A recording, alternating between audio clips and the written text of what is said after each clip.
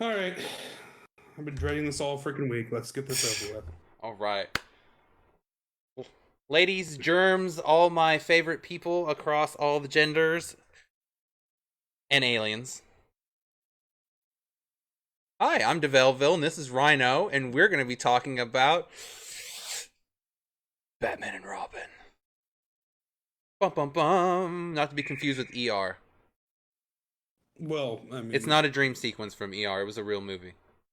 I'll be honest with you. If someone would tell me that it's part of the ER universe and that it was actually a dream sequence that George Clooney characters had while in a coma, I would be much happier with the movie overall because George I gotta Clooney tell watched you, Batman Forever, his ER character, got into a car accident or something, was in a coma, and imagined that he was Batman. yes, and that the way they went on an entire season arc of him being in a coma and dressing up like Batman With Chris O'Donnell. It's like Lois and Clark except dumber. Oh! Oh, this movie. Let me just start off with saying I still felt they were kind of trying to keep the Tim Burton-esque feel a little. It was a little bit there, but just a little. It's like they might have used the foundation for it, but just painted over it with a bunch of neon and bullshit. I feel like it's like what happens when your sister gets a hold of your action figures. Yeah, Is the best way to describe it. not Michael Yeah, Keaton they were anymore. the same. Well, yeah, no, they were the same characters in that they were the basis, so everything was there. Um, but there just wasn't any heart to the movie. You know what I mean? Like, I think we talked. It felt like it was a paycheck for George Clooney. It was very hollow. It was a very hollow movie, that's for sure. I feel like he was trying to get his acting career off the ground. He was still doing ER at the time, if I remember Yeah, right. he was still doing TV. He wasn't doing He movies, was- really. yeah. So he was still TV's George Clooney, Mm-hmm. huge on ER. For any of you guys that weren't old enough to watch that or see it, it was Huge. crazy how much people loved ER. And It was him, like he ER was... Yeah, and he was front and center. He was on it for a majority of the seasons, if I remember right. It's like he came on, like he wasn't member of the original cast. Maybe he was. I didn't watch a whole lot. I don't know of if he was original or wasn't not, but... I don't think he was a member of the original cast, and he wasn't there when it ended. Mm-mm. But Oh, it was on forever. but it was on for forever. He was on it for, like, I want to say at least 5 years or more, probably. the majority of the run, from what I remember, at least half of it. Mm-hmm. And it was like because there was a time when it was ER and Friends were all your parents were talking about, and you were like, okay, I'm gonna go play with Batman toys, and somehow they leaked. I'm gonna play with Batman, maybe watch some Seinfeld or like Third Rock from the Sun, while my parents are watching Seinfeld. Were you watching Seinfeld in elementary school? Dude, Yeah. I didn't get that movie. I didn't get that until I got older, and we had multiple TVs and cable. I was spoiled, so I could.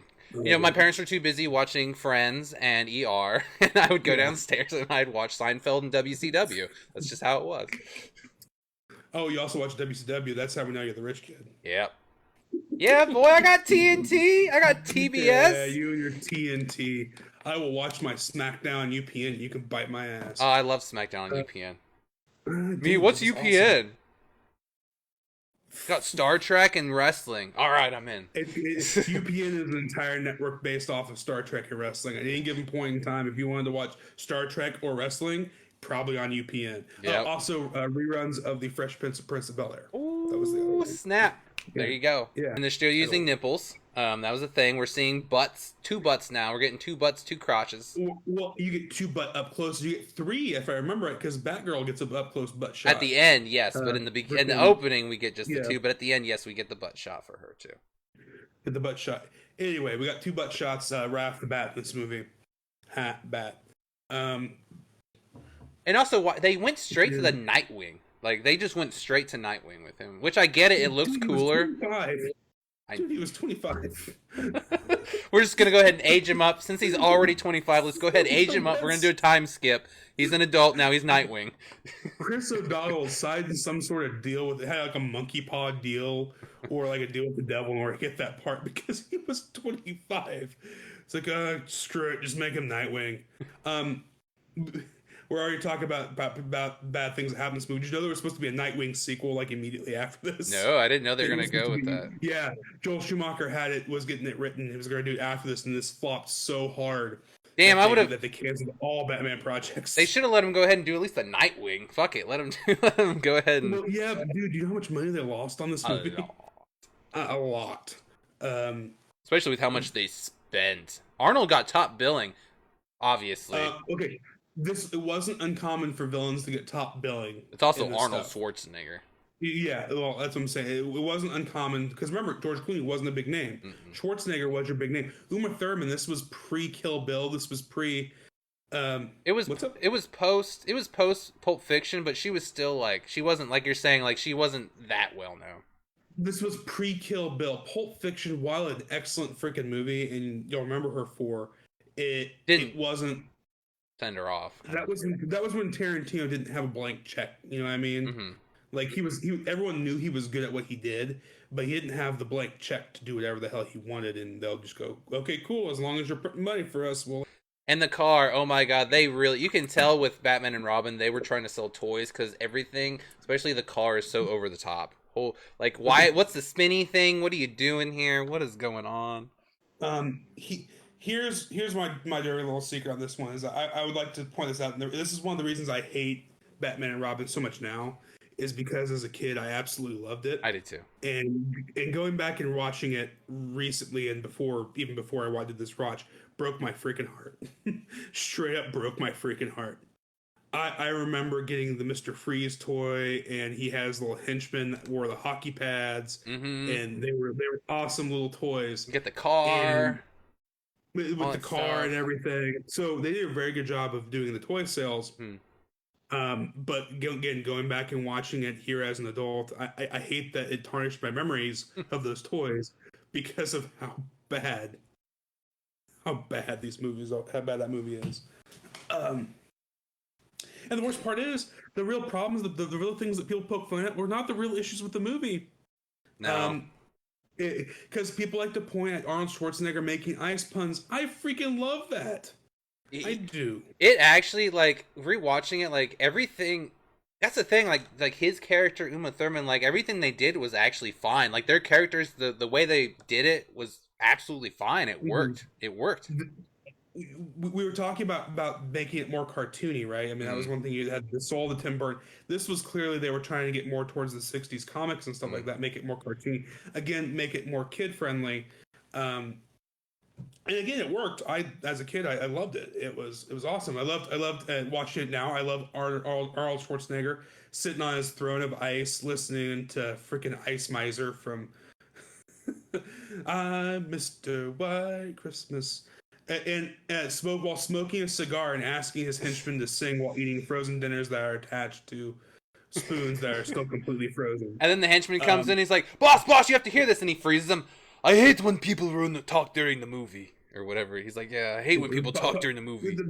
That was later. Also, that was also filmed for movie stuff because that was supposed to be a quiet your phones before the theater. Oh, snap. That's why that film was seen. That's in the corporatization and stuff like that. That's why I really hate this movie. I'm fine with all the cheesy shit. What I hate is the fact that I remember, and we talked about this before we started filming, is that I hate I'll get drive-through. And he goes to frickin' McDonald's to get the bag. Or how are you gonna get the money? Pulls out the back credit card. So those are two. One's McDonald's. One was one of the major credit card companies out of MasterCard, Visa, because they had a Batman back to the card before you could get like a special back to your card. They sold that card that had Batman symbol on it to try and pander. Call this 1-800 number or 1-900 number. 900. Talk to Batman. And you know, and normally I'm one of those guys. I'm like, okay, cool. That was just what it was. The parts that people like to poke fun at are jokingly poking fun. The terrible parts are the parts like that. And that's why I absolutely hate this movie. Because they don't have to do it. Because I'm completely fine with product placement. That's cool. Good. Yeah. But when I freaking 10, 15 years later can sit here and point out the point. Oh, they filmed that for a commercial. Oh, they filmed that for that. That is a problem. That doesn't even You know what supposed I to mean? be. That's not even supposed to be there. Well, it's supposed to be here. So you didn't need that in the movie. Why did you leave it in? Film something extra. I don't care. Because he got a bonus. Well, and there you have the real answer. Schumacher got a bonus. This whole movie being one big old paycheck for everyone involved, except for the studio, which, yeah. I did appreciate, though, I do appreciate that they used the animated series origin for Dr. Freeze. Because I guess originally he didn't have an origin, really. He was just a gangster. Yeah. And the animated series made the whole, oh, I'm a frozen guy because my wife and the accident and da-da-da-da. Well, again, that brings up another fact. This was the 90s when this was getting made. Yeah. So that was the best Batman media that was coming out at the time. And that's where people mostly knew it. So that's why you have things like freaking Mr. Freeze. I think they said the next movie, if they had made it, was going to have Harley Quinn in it. Because again, she was hot in the comic book at the time. She was hot at the time because she hadn't appeared in the comic books. She was strictly animated in the animated series. So what you have is you have Harley Quinn.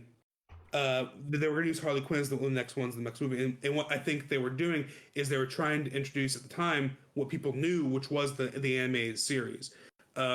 Again, I do this a lot for the people that may or may not be watching this, but if you have the time, it's on HBO Max. Get yourself a subscription and watch through the Batman the Animated Series.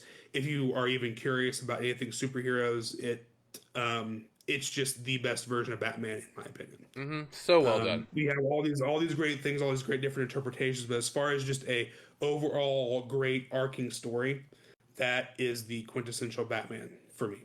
Oh yeah, it's beautiful, beautifully done. Anyway, but it did create a whole universe in itself, and it's beautiful. It's great. I like how they mentioned there that he was like basically an Olympic fucking like level athlete to explain why he's a big buff doctor scientist. So you have to explain why the scientist has muscles on muscles. Because he wasn't too far out of bodybuilding for him at that point. So, no, he was still doing Terminator stuff. He's Terminator 3. He wasn't doing the Mr. Universe anymore, but he was doing Terminator movies and shit. So he was still Arnie. He wasn't buff, flabby Arnold like he is today. Which, by the way, let me make it very clear, call him flabby. But if I look half as good as he does when I'm like, what is he, 70 something? Oh yeah. I still think if he wanted to, he could kick my ass. I mean, that's what happens when you're that buff and then for so long and lose it, you're going to have that little bit of flabby skin. So like I said, but you look at it and you go, that man can still kick my ass. Like you look at it and you go, yeah, and there's no doubt in my mind he could kick my butt. He could probably squeeze, he could just done. Well, he wouldn't need to anymore. He'd have his bodyguards do it. And one thing I had heard, I don't know if this is true, but I had heard it when I was doing some research, that Arnold never really did like a scene in full outfit because it was so heavy. Like a lot of his stuff was just like close-ups that was mostly like from the waist up, and like the other stuff was like a double.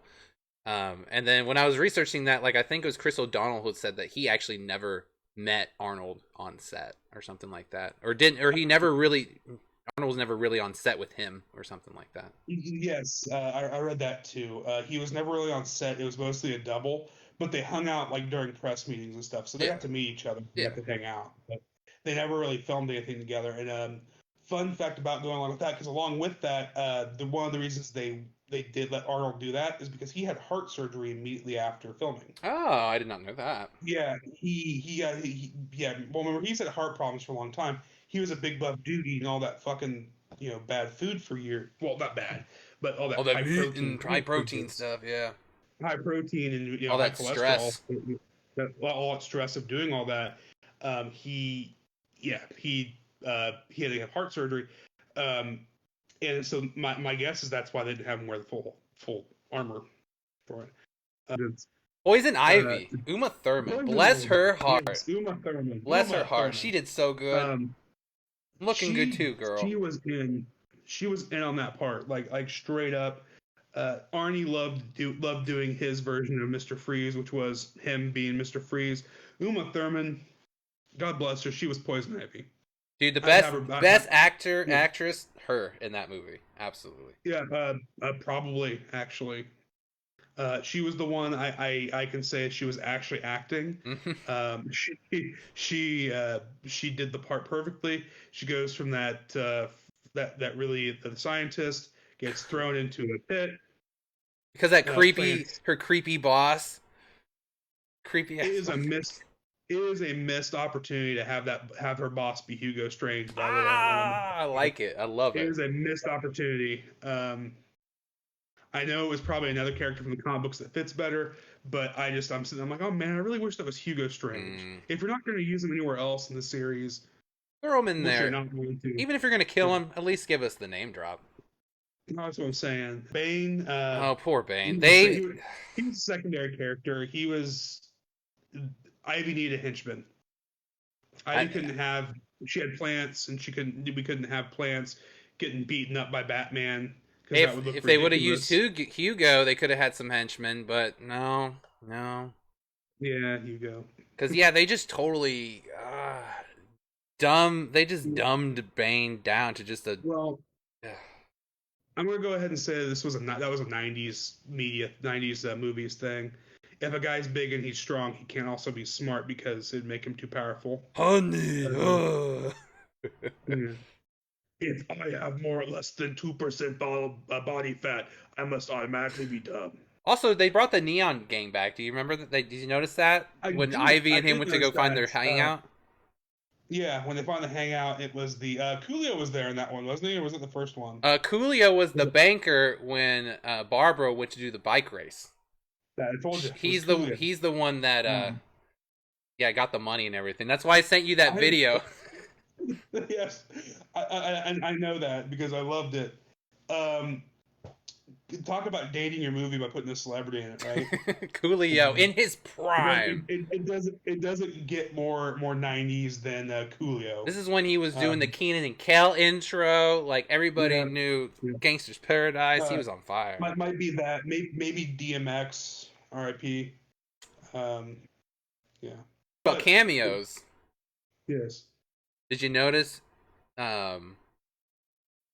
Freeze's bodyguard, or not his bodyguards, but the guards at Arkham? Jesse Ventura was one of the guards. Yes, it was. Yes, Jesse Ventura.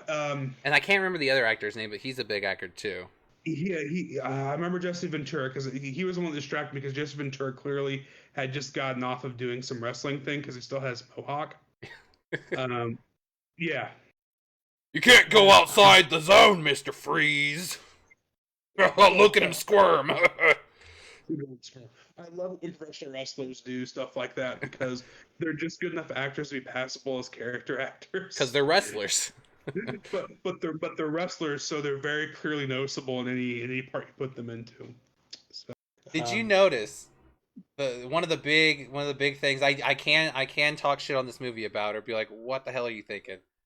All right, so at the end when they're going, they gotta go save. Well, first they're fighting Ivy. They go to fight Ivy because Dick goes and he does the rubber lips thing and then Batman comes in and tries to get him, but they're both getting F'd in the A. And then, Batgirl comes in and saves the day. All right, so they're all wearing their normal dark outfit. She's wearing her all black outfit. Then when they jump in their bat sled, I don't know what that is exactly, the bat sled and the motorcycle and stuff, all of a sudden they have these really fancy silvery outfits on. Yeah. Just out of nowhere. They all do, including Batgirl. All right. You want to talk about selling toys? Okay. Backtracking a little bit. Let's about the Batgirl outfit because you kind of skipped ahead. Let's talk for a second about how Alfred knew that she would find the Batcave and somehow decided to make her a costume because he thought the best thing for his niece was to go fight crime alongside Batman. Even though she's supposed to be in college. Even though she's supposed to be in college. So he made this outfit. So My question is that do you like get DNA printed? Do you get your like does a camera measure your measurements when you walk into Wayne Manor? And does everyone who walks into Wayne Manor have a suit down there? And it Does just gets Alf like ejected. does Alfred regularly like tailor Yeah, people? Is he like, let yeah. me just get your Well, measurements here, just in case? no, no. I want to believe it's a camera. Like every single time Bruce Wayne brings home like a serious girlfriend, does the camera measure her and give her own Batwoman suit that just sits there? Oh, I really liked her. I really liked her suit. It had a nice silver inlay, and I was going to give her a red streak in her hair. Because it has to all be like automated, right? Because he Yeah. has no Lucius Fox, so who the fuck is making this shit for him? Who makes the outfits for him? Is Alfred Yeah. sitting there sewing these things together? I don't think so. No, no. Like I said, I think it's like well, they're all rubber, so it's a machine doing it. It's but again, it's a machine that makes a mold of your measurements when you walk into Wayne Manor. And that's the world that yes, you walk in, he immediately takes your picture and you get your measurements. He goes through that She's the whole best. spiel with her where he's like, "Give this to Mhm. your uncle Wilfred. Don't open it. I implore you, don't open it." Well, saying that right there is going to make her open it. First of all, Alfred. So Well, was this your um, were you planning on this all along? I think he was planning on it all I, along. I think that was the implication. That's why he made this suit, but it still was a little bit. And then you had digitized Alfred, who wasn't like very well digitized I because his uploaded voice. my brain algorithms into the computer. Because those are definitely science words that make sense in the 90s. This is a thing about movies that I do miss a little bit is in the 90s computers being magical boxes where anything could happen. But yeah, back to what you were saying with everyone wearing those nice shiny silver outfits because we have to have a fun in scene. To be fair, I bought those toys because they look cool. Oh no! Again, I make it very clear. I had the Mister Freeze, I had the Henchman, I had a couple of because they had different Batmans at the time. Yeah, they had Because it all was the like different suits and they had, different they had, stuff. they had Scuba Batman, and they had like I remember I had one that was like Lightning Strike Batman for some Nothing reason. to do with the He had movie, but still. yeah no, but he had anyway. So they were riding the Batman hype, and yeah, no, I remember all that stuff because the toys were freaking awesome. Mm-hmm. Um, watching that scene now where they're all it's clearly a set and they're riding through on the what I'm On gonna the call ice. the ice. On the iced Um, over roads. I, I got some major Justice League vibes from that though, from major freaking Joss Whedon's Justice League. The one we shall not speak of. Yeah, the one we shot. Speak of. Yep. As them riding through, it's like, oh, we're gonna be jumping from we're gonna be jumping from thing to thing, and no, they totally aren't connected. That's why they're still going. That's why. Yeah. Yes, the motorcycle just happened to have kept up with the Batmobile because science and Science. Special traction wheels. and special wheels and And yes, we had utility this boat belts. all along because you never know when he'll have to go on ice. You never Okay. know. We skipped it over earlier, but that's the same thing with like the ice skates. He has contextual superpowers. I'm not going to show you That, clicking my feet, but yeah, they're just like tink. yeah. Well, Blades? no, yeah. It's like they just had that. Like that's something that happens regularly enough for him to have those installed in his shoes. Like, yeah. Like his ability to This carry like 6 different bat heaters that are like this big. it just attaching to people. Yeah. But yeah, no. The final scene is okay. Freezing Gotham and then unfreezing Gotham. I mean, we'll expand our reality a little bit. Sure, that's what happened. Absolutely. I'll let that.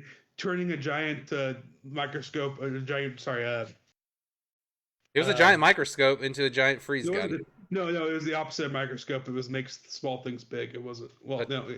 Hubble Telescope. telescope. Telescope, yeah. Telescope was the word I'm looking for because I couldn't think of telescope. We're sitting there talking, and I can't think of telescope or Tim Burton. Dude, those two scientists. It's one of those days. This movie did not know what it wanted to be. Apparently, just real quick. Apparently, his Bruce Wayne's girlfriend that wanted to get married. That was like another C plot that they didn't focus on. Yeah. Well, again, I feel like this movie was like 5 movies they had ideas for and kind of stapled them all together. It did not know what it wanted to be. If you want to make a funny Batman movie, cool. We could have the 19, the one with Adam West. 1960s, cool. 1960s, have the one with Adam West. I'm cool with it. I I like be some cheesy Batman sometime. Brave and the Bold was good. Um, But make up your I mind. Yeah, well, if you want dark Batman, I love Batman Begins. I love Tim Burton's Batman. Hmm? Uh, if you want to have, techno Batman, I guess that works at some point, but you gotta have like Batman Beyond. You want Ninja Um, Batman? All right, we can make a Ninja yeah, Batman cool. anime. But you have to know what direction you're going for. Is the point I'm trying to make, Hmm. and that's one thing I can say about this movie is that it had no idea what it was trying to do. Like it had absolutely It no starts idea. off as one thing, goes into another, ends up in this It weird was place. cartoony, but also we wanted it to be a little bit brutal. It was cheesy, but we also wanted to make it cool. Um, you know, the quintessential '90s. I don't know who I'm trying to make this movie for. Film is the best way I can describe it. It's yeah. Mr. Freeze helping out Alfred. Cool. I'll even buy that C plot Okay, as he another gets C because he's plot. gonna save his wife now. So all right, that's his That's fee. what. Well, we saved your wife. I know this was a plot point and could have been helped if I just happened to have said, "Hey, your wife's alive," because I knew you thought she was dead because you said this one's for Nora multiple times. But I'm going to go ahead and just pretend I'm going to withhold that information. But I think that's all I really have to say about it. Um, the first movie I can say at least had good intentions. It was mediocre. This one had no It was direction. all over the place. It had the plots of like 5 to 7 different movies in it. It it was a hot steaming pile of garbage, and I can never forgive it because as I later found out while looking up stuff, it was the reason we didn't get a Batman Beyond movie. Hmm. So a live action Batman Beyond movie. And I So mean, um, just to point out there, they beat Ivy by kicking her into her own flower, and her own flower ate her. Like, okay, that's how that's gonna work, I guess. Even though the plants listened to her, I don't know why it would we, eat her. Okay, we talked about last week with the mysteriousness of Mad Max Hmm. about leaving some things up to question. Yeah. This is what happens when that goes wrong. Because you see, it, in my story writer mind, I'm like, okay, so she just flushed a frick ton of pheromones out into this area, and so maybe that screwed with the flower's chemical composition, and that's why it ate her. It See can't it that eye can't tell roll, the difference. but you get it, Yeah. but you get it, and so what I'm saying is this is what happens Ow. when they don't when you do that mysterious thing not well, when you don't explain the mechanics of your world well enough to where I have to go jump through hoops to justify it. In Mad Max, you leave things up to because whatever, because these guys look cool. Hmm. This one just doesn't make sense. Oh, I have complete control over plants, but if you put a scene earlier where she blows some of the pheromones on plants and they start freaking out, then that scene makes sense. You know what I mean? Like you said, like Mad Max, like if you try to logically think about it, you can make a lot of sense out of it. You're like, okay, well, this makes Yeah. sense why they would dress like that or why they would have these cars, yada yada. But with Mhm. this situation, it's like, what? But then moving on from that, the last thing I have to Mhm. say, which is probably the best acting moment in the entire movie, the real Oscar moment, is the last when Bruce goes to talk to Alfred the last time before he's going to die. And they have they Mhm. have the little conversation dialogue about how he, growing up with him and Alfred making him into a good man and what Alfred, he just did what he thought was right, yada yada. Like that was actually really fucking good. But that was George Clooney and that actor of Alfred actually having a person to person Well, dialogue. yeah. Okay, I will give you that. Um, Just I that might one, be just that one. I might be a little bit jaded because I maybe by that point I was already done with this movie. I don't freaking know.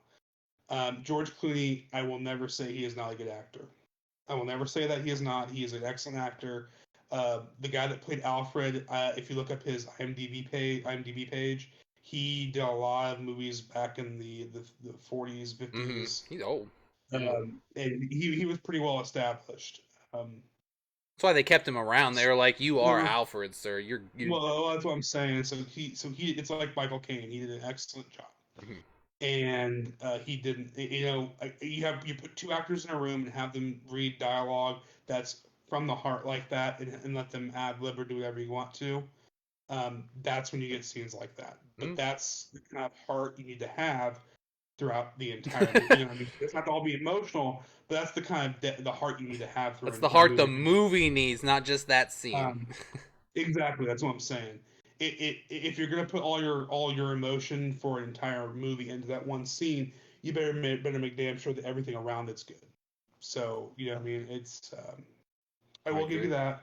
I will agree with that being an excellent scene. This is why Superman works alone. They had to throw that in there too. So in the Schumacher verse, Superman exists. Hey guys, remember Superman? Yeah, he's not going to be here, but yeah. Also, if Superman exists, where the fuck was he at at the third act?